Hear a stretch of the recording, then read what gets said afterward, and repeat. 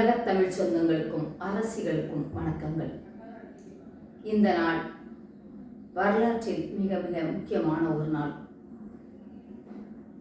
தமிழ் இனத்தின் ஒப்பற்ற நாள் இந்த நவம்பர் 26.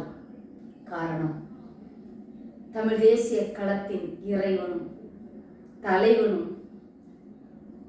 1000 ஆண்டுகளுக்கு பின்பு தமிழர்கள் தலை நிமிர காரணமாயிருந்தவருமான நமது தேசிய தலைவன் மேதகுவே பிரபாகரன் பிறந்த நாள் இந்த நாள். இந்த நாளை கொண்டாட வெட்கப்படுகின்ற, இந்த நாளை கொண்டாடுவதை கேவலமாக நினைக்கின்றவர்களுக்கு ஒன்றை மட்டும் கூறுகின்றேன். அவர் தமிழினத்தில் பிறந்த மாபெற்ற தலைவர். நீங்கள் சார்ந்திருக்கக்கூடிய கட்சிகள் லட்சியங்களுக்கு அவர் எதிரானவராக உங்களுக்கு தெரியலாம். ஆனால் தமிழ் தேசிய களத்தில் தமிழருக்கென்று ஒரு நாடு வேண்டும் என்று நினைக்கின்ற ஒவ்வொரு தமிழனுக்கும், ஏன் தங்கள் இனத்திற்கென்று ஒரு நாடு வேண்டும் என்று நினைக்கின்ற ஒவ்வொரு இனக்குழுக்களுக்கும், எம்மொழி பேசினாலும் அம்மொழிக்காரனுக்கெல்லாம் அவர் ஒரு முன்னெட்டி ஏறாக நிற்கின்றார். அதற்கு எடுத்துக்காட்டாக 30 ஆண்டு காலம் தமிழீழ குடியரசை இந்த நிலத்தில் அமைத்து காட்டியவர். அனைத்து துறைகளையும் சிறப்பான முறையில் விடுதலை பெற்ற அரசுகளை விட விடுதலை வேண்டி நின்ற, ஒரு அங்கீகாரத்திற்காக நின்ற தமிழீழ குடியரசில் அனைத்து துறைகளையும், விமானத்துறை தவிர, ஆனால் விமானம் இருந்தது, போர் விமானங்கள். என் அருமை தமிழ் சமூகமே, எங்கள் சமகாலத்தில் நாங்கள் வீரனாக கண்டவர் அவர், எங்களுக்கு தலைவன் அவர். எனவே இங்கே தமிழ் தேசியம் பேசுகின்றவர்கள் எங்களுக்கு அவர் தலைவர் என்று சொல்லலாம். ஆனால் அவருடைய தத்துவத்தையும், அவருடைய கொள்கையையும், அவருடைய ஒழுக்க நிலைகளையும், அந்த கட்டுக்கோப்பான இயக்க அரசியலையும் தவறவிட்டு வாக்கரசியல் வாயிலாக நாங்கள் விடுதலை அடைந்து விடுவோம் என்ற நம்பிக்கையோடு நிற்கின்றவர்களுக்கு அவர் தலைவரே கிடையாது. அவரை தலைவராக எடுத்து சொல்லக்கூடிய தகுதியும் இங்கு யாருக்கும் கிடையாது. மது, மாது, புகை, களவு, லஞ்ச லாவண்யம், தனி மனித ஒழுக்கம் அனைத்தையும் ஒரு நாட்டிற்கே உருவாக்கி கொடுத்தவர் அவர். சிங்கள பேரினவாதத்திற்கு எதிராக பெரும் படை திரட்டி நாடு அமைத்த அந்த தலைவனை, நம் தாய் தலைமகனை, நம் இறையை 33 நாடுகளை ஒன்று திரட்டி வென்று காட்டியது இந்த இந்திய ஒன்றியம். இந்தியவர்கள் பேசலாம், இன்று ஆட்சியில் இருக்கக்கூடிய பாரதிய ஜனதா கட்சி பேசலாம் ஈழத் தமிழருக்கு ஆதரவாக. அன்று நீங்கள் எதிர்கட்சியாக இருந்த போது எங்களுக்காக என்ன செய்தீர்கள்? எதுவும் செய்யவில்லை. அதிமுகவுக்காவது அந்த அமைப்பின், அந்த கட்சியின் நிறுவன தலைவர் மாகோரா என்று சொல்லக்கூடிய மருதூர் கோபால ராமச்சந்திர மேனன் ஈழத்தில் விடுதலை புலிகள் கட்டி எழும்புவதற்கு மிகப்பெரிய நிதியளித்து கடன் ஆற்றினார்.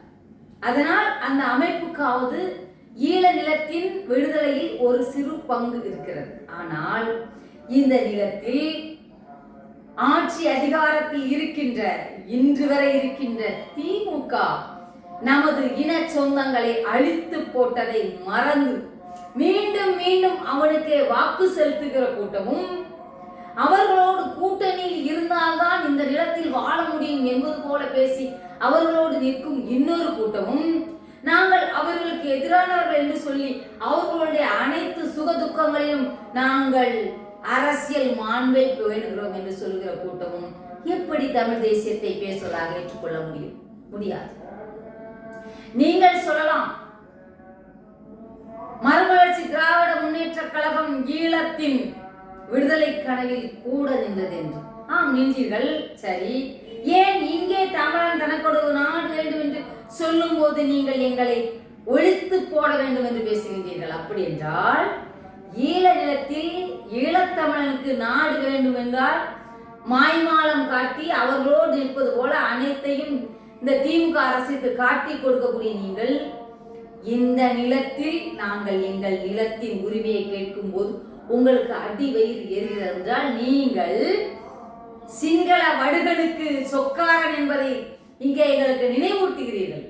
இதையெல்லாம் கூட யோசிக்காமல் தன்னலமற்ற ஒரு தனி பெரும் கூட்டம் 2009 இங்கே எழுந்து ஓடி வந்ததே 3.5 லட்சத்துக்கு மேல். நீங்கள் சொல்லலாம் 3.5 லட்சம் கணக்கு, 3.5 லட்சத்திற்கு மேல் அழித்தொழிக்கப்பட்ட ஈழத்தின் தமிழன் இந்த நிலத்தில் உருவாகாமல் போயிருப்பான்.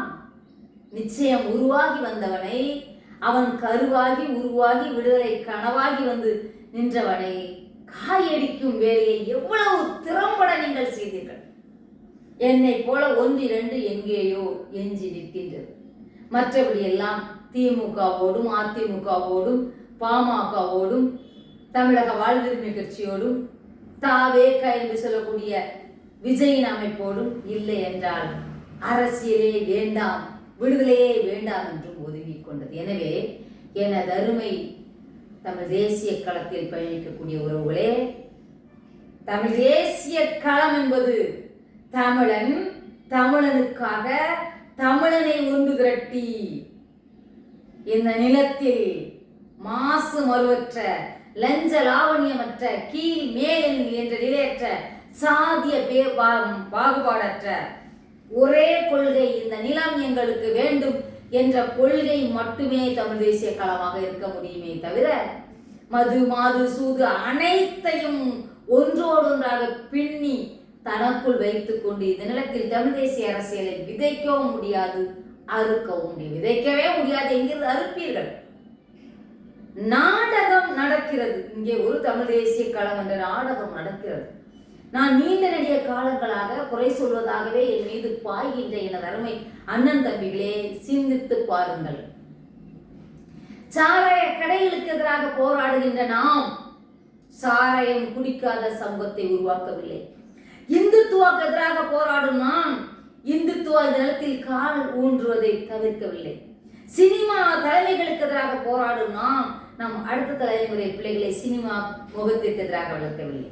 அப்படின்னா அனைத்து தவறுகளும் நாம் செய்துவிட்டு நாங்கள் தமிழ் தேசிய களத்தில் நிற்கிறோம் என்று எப்படி சொல்ல முடியும்? எனவே இங்கே முதலும் முடிவும் அல்ல, இங்கே எதுவுமே முடிவு கிடையாது, எதுவுமே இறுதி கிடையாது. வேறொரு பரிமாணம் வருமே தவிர இலக்கை அடைய வேண்டும் என்ற லட்சிய வரி தமிழன் கடைசி தமிழன் இருக்கும் வரை இந்த நிலத்தில் இருக்கும். என் அருமை பெண் சமூகமே, தமிழ் பேரரசிகளே, நம் கண் முன்னால் நமக்கான உண்மையான விடுதலை தந்தவன் தேசிய தலைவன் பிரபாகரன். நம் கண் முன்னால் நமக்கான உண்மையான விடுதலை, ஆணுக்கு நிகராக போரியலிலும் அரசியலிலும் தளபதிகளை உருவாக்கி ஆணுக்கு நிகராக ஆயுதமேந்தி போராட வைத்தவன் நம் தலைவன். அப்படி என்றால் விடுதலையை கேட்டு நிற்கும் அனைவருக்கும் அவன் மட்டுமே தலைவன்.